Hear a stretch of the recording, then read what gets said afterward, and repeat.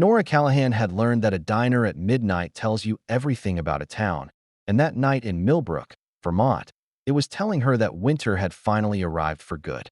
Wind rattled the front windows hard enough to make the neon sign buzz, and snow was already piling against the curb outside. She wiped down the same stretch of counter for the third time in an hour, less because it needed it and more because her hands needed something to do besides ache from a double shift that refused to end. Before this story goes any further, if you enjoy tales where a small kindness changes everything, hit that subscribe button and tap like, and stay with me until the very end, because what happens to Nora tonight is only the beginning. I always find something quietly healing about the first real snow of the year, the way it hushes a whole town at once. And while I wrote this story, I kept picturing that hush settling over Nora's shoulders like a blanket she badly needed. Ruthie's diner was nearly empty by 11, just the hum of the coffee machine and the occasional gust rattling the door.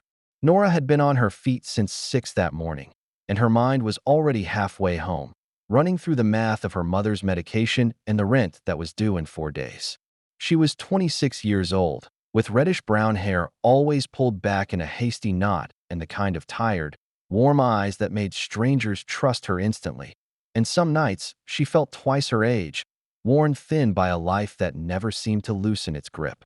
Her father had left when she was 9, and her mother, Diane, had raised her alone on a school cafeteria salary until a stroke 3 years ago left half her body weakened and her days full of appointments Nora could barely afford.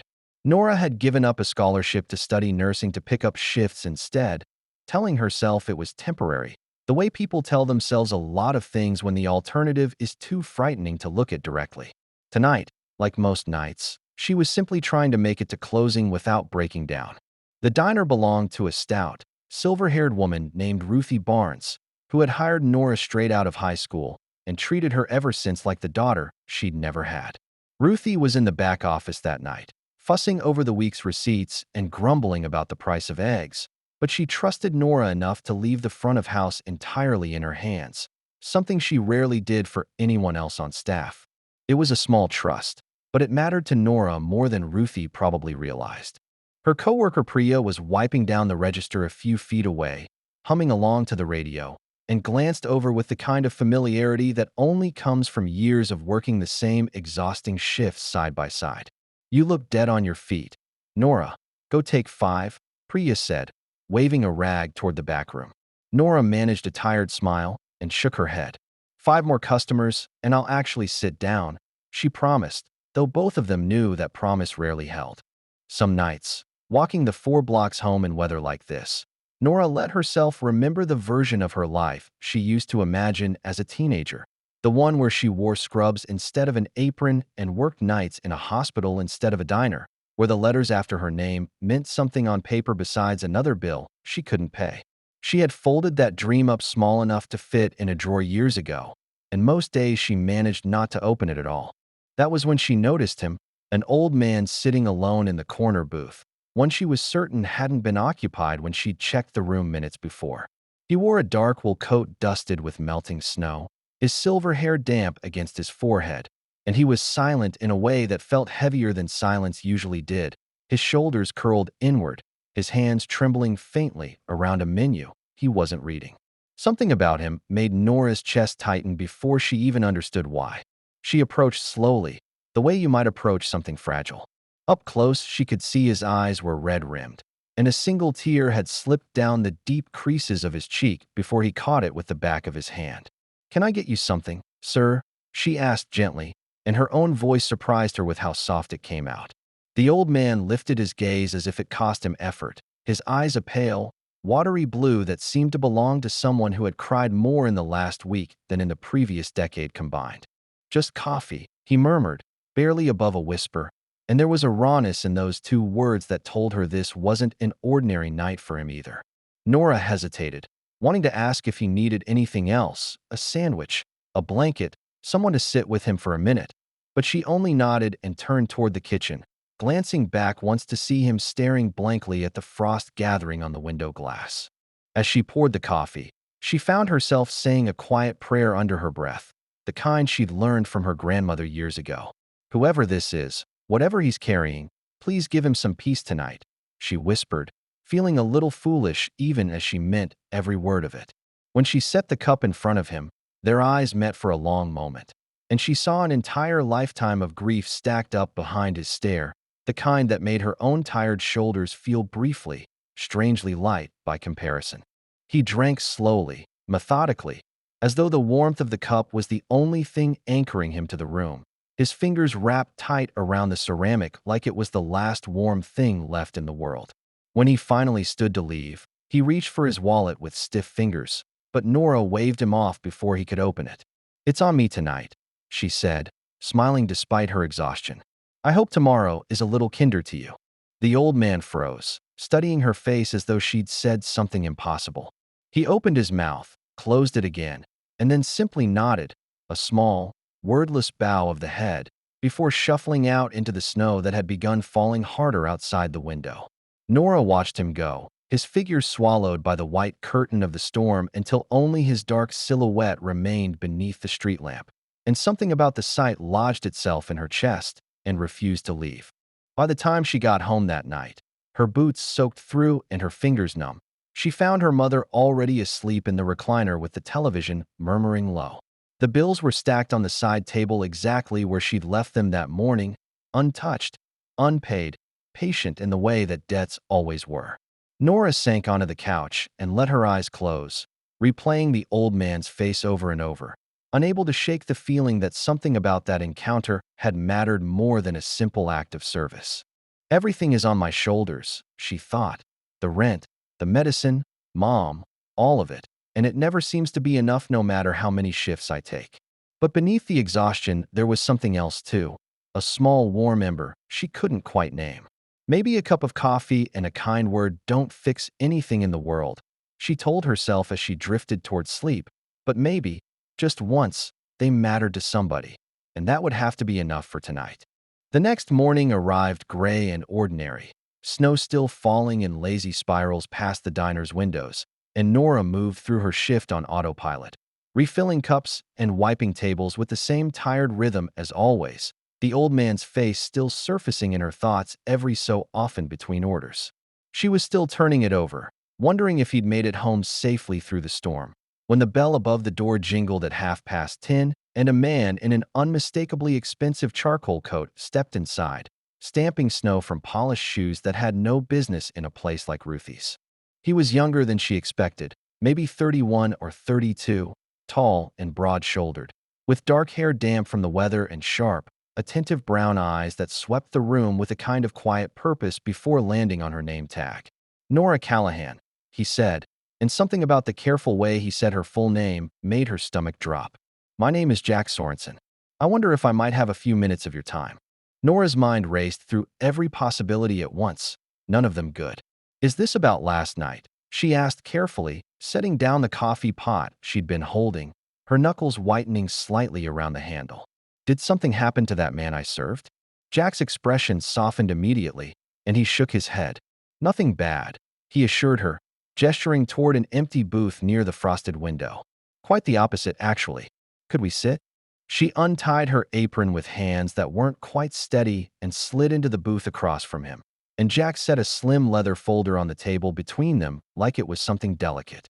"The gentleman you served coffee to last night is named Arthur Kingston," he began, his voice low and measured. "He's a client of mine, and until recently, one of the most reclusive men in this county." Nora blinked, waiting for the rest, sensing there was considerably more to come. Jack explained that Arthur had once built a modest fortune in shipping and property before retreating almost entirely from public life, first after losing his wife many years earlier, and more recently after his daughter, Margaret, was killed in a car accident on an icy road not 3 weeks ago. Nora felt her breath catch. "That's horrible," she whispered, thinking of the tears she'd seen glistening on his weathered face. "I had no idea. I just saw someone who looked like he needed a little kindness." "That," Jack said quietly, "is exactly why I'm here. He told me about you this morning, in more detail than he's spoken to anyone in weeks. He said you looked at him the way his daughter used to, like he still mattered to someone. He said the coffee tasted like the first thing he'd actually tasted in days." Nora felt heat rush to her cheeks. "I really didn't do anything special," she said. "Anyone would have done the same." Jack studied her for a moment before continuing, and something in his gaze made her feel unexpectedly seen. Mr. Kingston has decided, against my advice, to slow down and think it over, to set aside a significant sum for you, he said carefully. He wants to do it immediately, before he moves into long-term care next week. He says he doesn't have the patience left in him to wait on ceremony.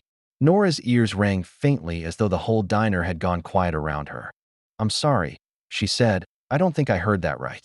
Jack slid a document across the table, and there, in careful legal print, was a number that made her hands go cold. $100,000, transferred into a trust in her name, pending nothing more than her signature. This can't be real, she breathed, staring at the paper as though it might dissolve if she looked away and looked back too quickly. It's very real, Jack said gently, and it's very deliberate. He isn't confused, and this isn't a mistake, he added, as though he'd anticipated exactly the objection forming behind her eyes. He spent his whole life distrusting people who wanted things from him. He says you're the first person in years who wanted nothing at all. Nora pressed her palms flat against the table to steady herself, feeling the old ache in her chest twist into something new and unfamiliar. I want to thank him myself, she said finally, her voice firmer than she expected. Not through paperwork, not through you, no offense. In person. Jack hesitated, something flickering across his face that she couldn't quite read. That may be difficult to arrange right away, he admitted, but I'll see what I can do. In the meantime, I'll need you to review these papers carefully before anything is finalized, and I'd encourage you to have someone you trust look them over too. Nora sat with the folder unopened in front of her for a long moment, her thumb tracing the edge of it without lifting the cover. This feels like the kind of thing that happens to other people, she said finally, on television, not to a waitress in Millbrook whose biggest decision this month was whether she could afford new tires before the next storm. Jack allowed himself a small, genuine smile, the first she'd seen from him since he'd walked through the door. Most extraordinary things happen to fairly ordinary people, he said. That's usually what makes them extraordinary at all. She asked him, hesitantly, what Arthur was actually like, beyond the wealth and the grief the lawyer had already described. Jack considered the question seriously before answering. Sharp, he said. Stubborn.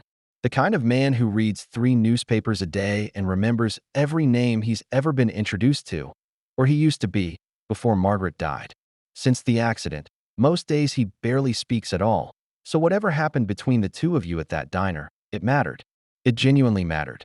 Over the following days, Nora and Jack met twice more at the diner during her breaks, going through the details of the trust line by line while snow kept falling steadily outside, blanketing Millbrook in white until the whole town seemed to be holding its breath. She noticed, almost against her will, the way Jack's serious expression would occasionally crack into something warmer when she made a dry joke about legal jargon, and the way he always ordered the same black coffee she'd once given away for free. Priya caught her staring a beat too long after one of those meetings and nudged her elbow with a knowing grin. That lawyer looks at you like you're the only person in the room, she teased, stacking mugs behind the counter. Nora rolled her eyes, though her cheeks warmed. He's here about paperwork, Priya. That's all it is, she said, not entirely convincing either of them, and Priya only laughed and let it go for now. Word travels fast in a small town, and it wasn't long before Ruthie's regulars started whispering about the waitress who'd apparently inherited a fortune from a stranger. Nora tried to ignore the stares, focusing instead on her mother, whose specialist appointment she could finally afford to schedule without agonizing over the cost for weeks beforehand. Sitting in that waiting room with Diane, watching her mother's hands finally stop shaking from worry about money, Nora let herself imagine a future that didn't feel like drowning for the first time in longer than she could remember. That fragile peace didn't last.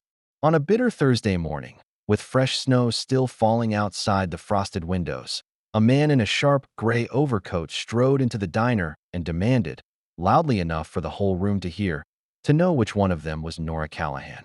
His name, she would learn moments later, was Grant Whitmore, Arthur Kingston's estranged nephew, a lean, sharp-featured man with an expensive haircut and the restless energy of someone used to getting his way, and he had not come to make pleasant conversation.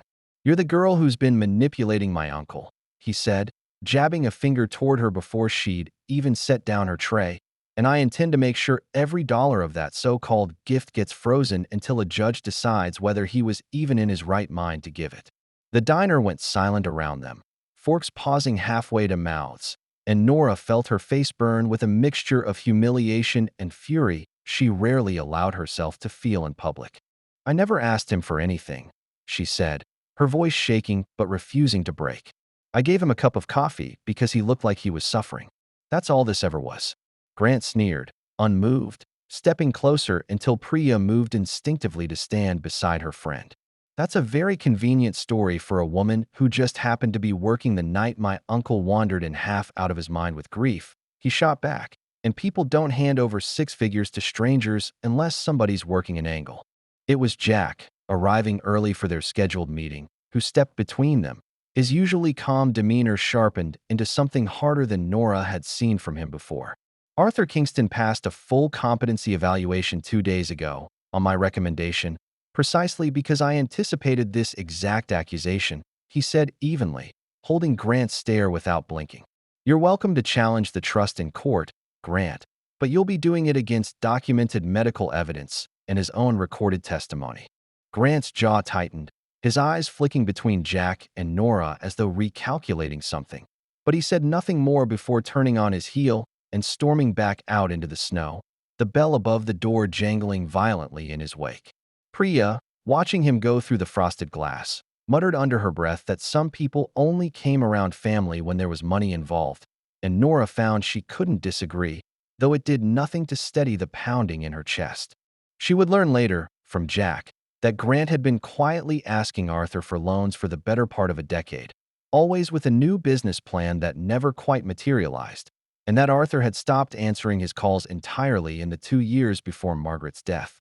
It made the whole confrontation feel less like righteous concern for an uncle and more like a man watching an inheritance he'd always assumed was his slip through his fingers into the hands of a stranger who'd asked for nothing at all. The diner remained quiet for a long moment after he left, and Nora realized her hands were trembling as badly as Arthur's had that first night, the adrenaline draining out of her all at once and leaving something colder in its place. That night, after the diner had emptied and the last of the regulars had trickled home through the drifting snow, Nora sat in her car in the parking lot longer than she needed to, replaying Grant's words in her head despite every effort not to. Jack found her there, knocking gently on the fogged window before sliding into the passenger seat without being asked, and for a while neither of them said anything at all, watching the snowflakes drift silently past the street lamp outside. "He's not entirely wrong to be suspicious," Jack admitted finally, watching the snow settle against the windshield. "People do take advantage of grieving men with money, and I've seen it happen more than once in this job. But I've represented Arthur for 6 years, and I've never seen him decide anything as clearly as he decided this." Nora turned to look at him, something unguarded slipping into her expression. "Why does it matter so much to you?" she asked quietly, "that people believe I'm not lying?" Jack was quiet for a long moment, his eyes fixed somewhere past the frost gathering on the glass. "Because I looked into you before I ever walked into this diner," he admitted. "Your shifts, your mother's medical bills, the fact that you've turned down 2 better-paying jobs in Burlington because you couldn't leave her alone that long. I already knew what kind of person you were before Arthur said a single word about you." Nora felt something in her chest loosen that had been clenched tight for years, and for a moment, she almost forgot to be afraid of what Grant might still do. A few days before the hearing, Jack arranged, at Arthur's own insistence, for Nora to visit him at the assisted living facility on the edge of town, a low brick building with pine trees bowed low under fresh snow along the walkway. Arthur was sitting by a window when she arrived, a folded newspaper untouched in his lap, and his face brightened in a way that made the nurse accompanying her smile knowingly and step back out into the hall. "I wanted to see you somewhere that wasn't full of lawyers and accusations," Arthur said, gesturing for her to sit in the chair across from him. "My daughter used to visit me on Sundays, always with terrible coffee from the gas station because she knew it annoyed me," he said, a faint, wistful smile crossing his face. "You remind me of her in the strangest ways, though I suspect you'd rather I not compare you to my dead daughter within 5 minutes of meeting properly." Nora laughed despite herself, a little startled by how easily it came. "I don't mind," she said honestly. "It sounds like she must have been someone worth being compared to." Arthur nodded slowly, his eyes drifting to the window where snow was falling in fat, unhurried flakes over the pine trees outside. She was, he said quietly. And I'm sorry that the only way you and I ever met was through the worst week of my life. But I'm not sorry we met at all, Nora. I want you to remember that no matter what Grant tries to make of it. The following week brought a hearing that Grant had insisted on despite Jack's warnings. A small, tense gathering in a courthouse conference room with snow piled waist high against the windows outside. Grant arrived with his own attorney and a folder full of grievances, insisting that Arthur be brought in to answer questions directly, certain that a man in fresh grief could be made to look confused under pressure in front of a judge. Nora sat rigid beside Jack, her hands twisted together tightly in her lap, watching the door for the first sign of Arthur's arrival. When Arthur was wheeled in by an aide, he looked smaller than Nora remembered, thinner, the grief still etched deep into his face. But his eyes were sharp and utterly clear when they landed on her, softening just slightly at the sight of her sitting there. Grant began immediately, needling him with questions about dates and amounts, trying to catch him faltering. But Arthur answered each one steadily, his voice gaining strength as though indignation itself were fueling him from somewhere deep inside. You want to know why I gave that money to a stranger and not to my own nephew?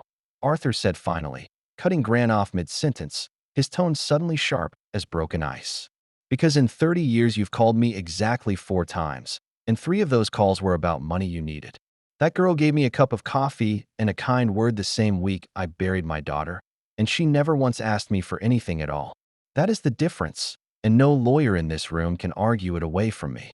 The room went silent, and even Grant's attorney seemed to shrink slightly in his chair, shuffling his papers without looking up. The judge, after a brief review of the medical evaluation and Arthur's composed testimony, dismissed Grant's challenge within the hour, ruling the trust valid and binding exactly as written. Grant left without another word, his coat collar turned up against the snow that had begun falling again outside, and Nora finally allowed herself to exhale a breath she felt she'd been holding for the better part of a week. For a few days, it seemed as though the worst had truly passed. Nora went back to her shifts with a lightness she hadn't felt in years, and Diane's specialist appointments were finally scheduled without a single anxious call to the billing office beforehand. But Grant Whitmore was not a man who accepted losing quietly, and what he couldn't win in a courtroom, he decided he would try to win in the court of public opinion instead, a decision that would cost Nora far more than she expected. It started with a single anonymous tip to a Burlington News blog, framed as a concerned citizen's account of a young waitress who had allegedly cornered a grieving, wealthy widower into signing away a fortune within days of his daughter's death.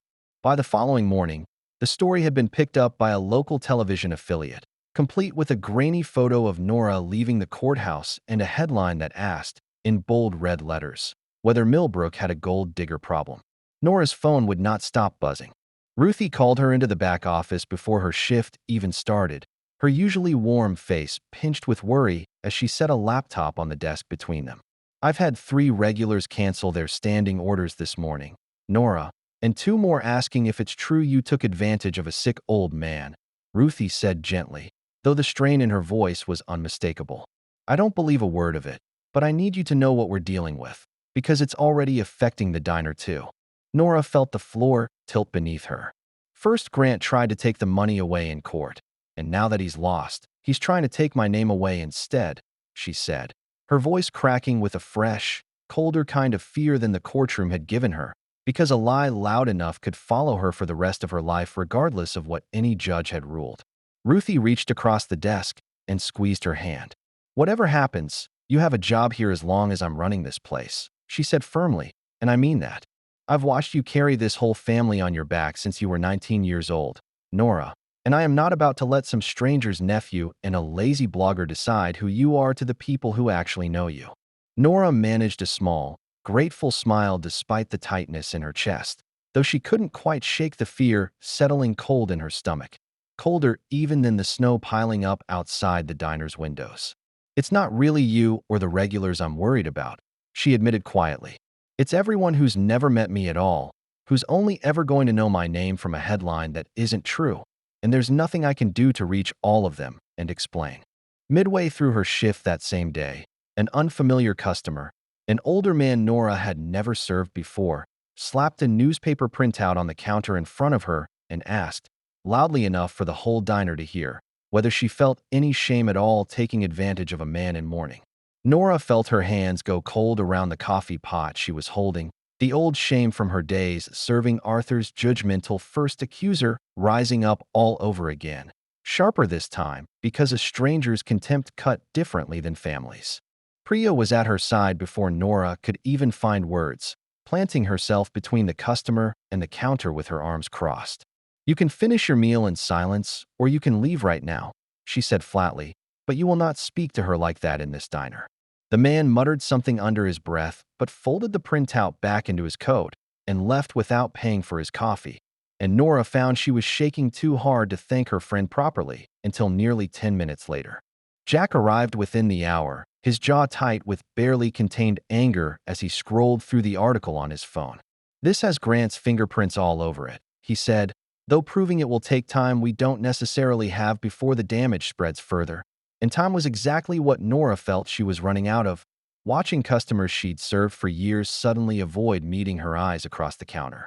That evening, snow falling thick and silent outside Diane's window, Nora sat on the edge of her mother's bed and admitted, for the first time since this whole strange story had begun, that she was afraid.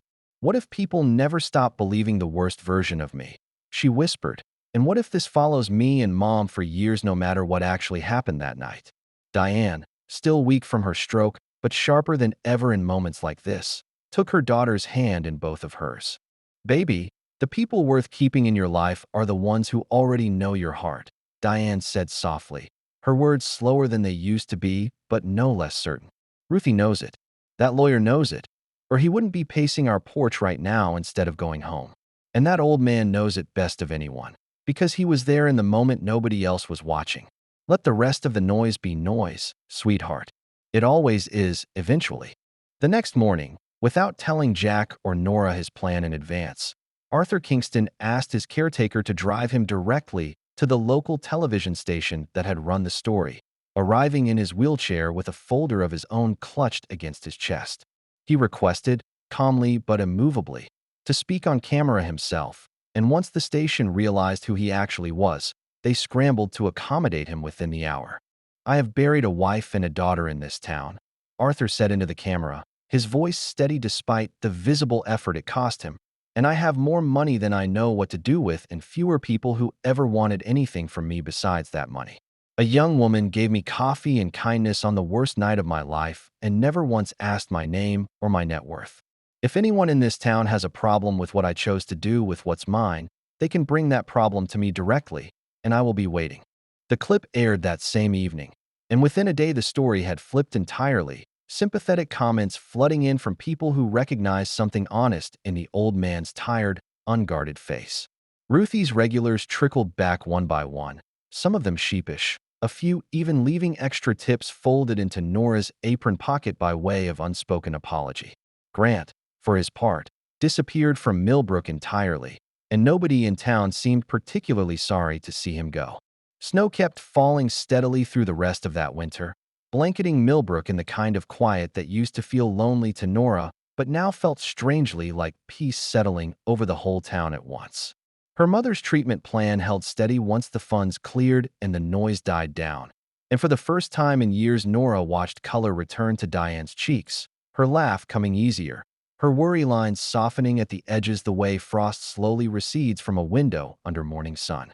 Jack found reasons to stop by the diner even after the legal matters were fully settled, ostensibly to check on paperwork that never seemed to actually need checking. And Nora found herself looking forward to the sound of the bell above the door in a way she hadn't allowed herself to look forward to anything in a very long time. Priya noticed, of course, and took to leaving the two of them alone at the corner booth whenever Jack appeared, humming something suspiciously like a wedding tune under her breath as she walked away. One evening, as the last customers trickled out into a fresh dusting of snow, Jack lingered at the counter long after his coffee had gone cold, turning the mug slowly between his hands as though gathering courage for something. "There's nothing left to sign," he admitted, a faint, almost boyish smile tugging at the corner of his mouth. "I think I just wanted an excuse to see you."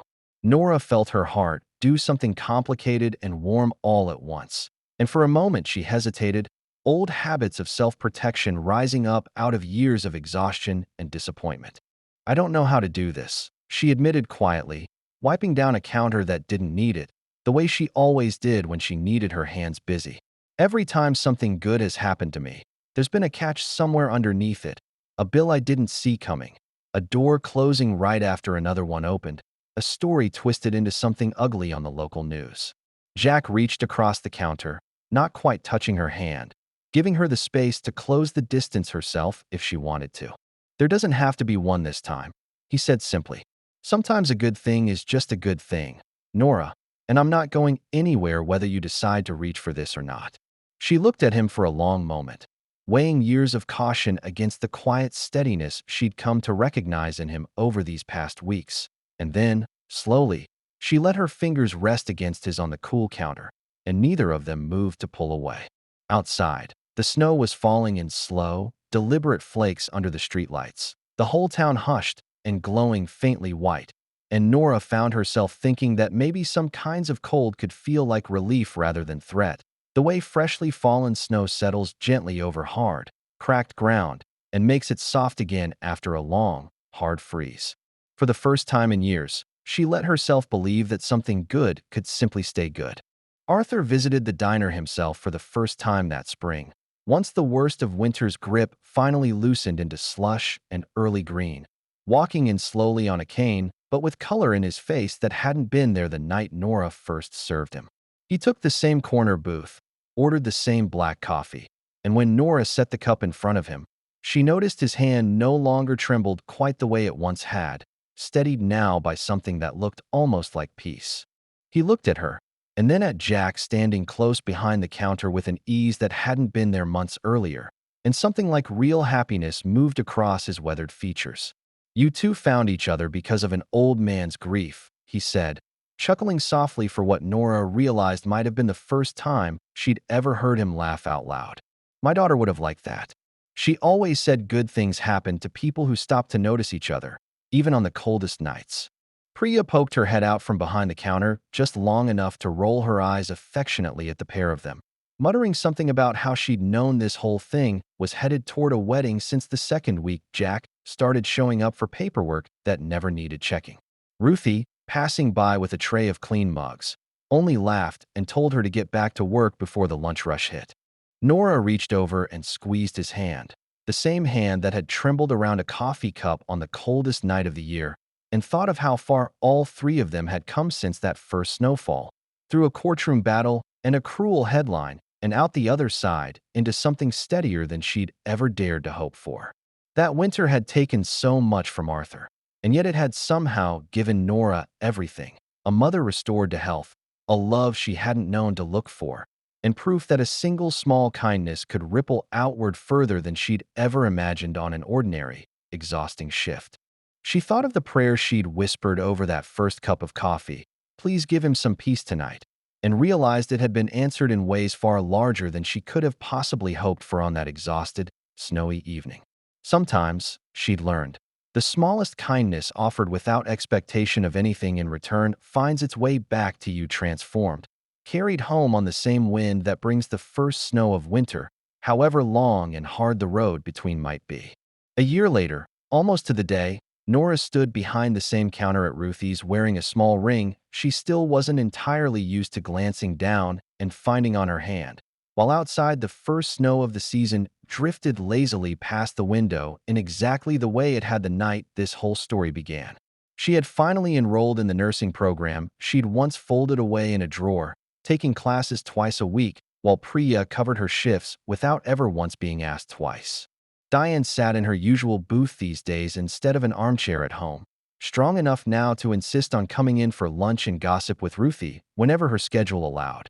And Arthur still came by every few weeks for the same black coffee, though now he usually brought a second cup for whichever grandchild of a friend he'd recently taken under his wing at the community center he'd quietly started funding. Jack still ordered his coffee black too, though these days he usually stayed until closing instead of leaving the moment the paperwork was done. If this story warmed you the way it warmed me while I was writing it, Let me know in the comments what small kindness someone once showed you that changed everything. And don't forget to subscribe to Wintervale for more stories like Nora's. Winter has a way of asking us to slow down long enough to actually see the people around us. The ones quietly struggling in a corner booth and the ones quietly struggling behind a counter.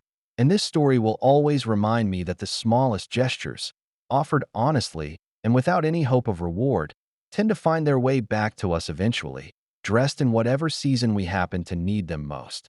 Thank you so much for watching, and I'll see you in the next one.